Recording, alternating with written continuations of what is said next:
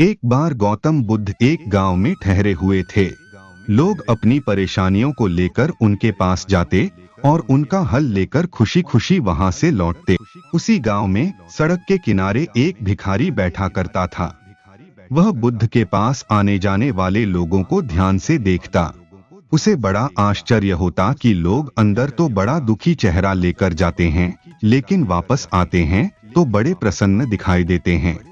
उस गरीब को लगा कि क्यों न वह भी अपनी समस्या को बुद्ध के सामने रखे। मन में यह विचार लिए एक दिन वह भी महात्मा बुद्ध के पास पहुंचा। गौतम बुद्ध के पास लोग पंक्तिबद्ध खड़े होकर अपनी समस्याएं बता रहे थे।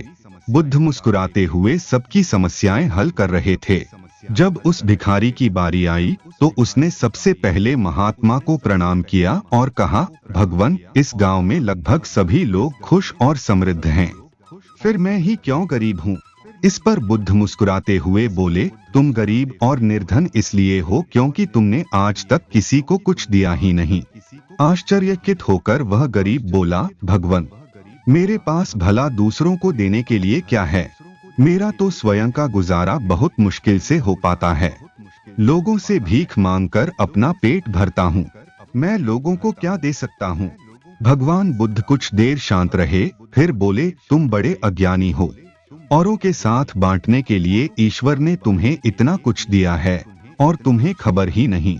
थोड़ा सोचो तो तुम्हें पता चलेगा कि ईश्वर ने कैसी बड़ी बड़ी चीजें तुम्हें दी हैं, जो तुम आसानी से दूसरों को दे सकते हो। सबसे पहले तुम्हें मुस्कुराहट दी है, जिससे तुम लोगों में आशा का संचार कर सकते हो। मुंह से दो मीठे शब्द बोल सकते हो। दोनों हाथों से लोगों की मदद कर सकते हो। ईश्वर ने जिसको ये तीन चीजें दी हैं, वह कभी गरीब और निर्धन हो ही नहीं सकता। निर्धनता का विचार व्यक्ति के मन में होता है। यह तो एक भ्रम है, इसे निकाल दो। यह सुनकर उस भिखारी का चेहरा चमक उठा।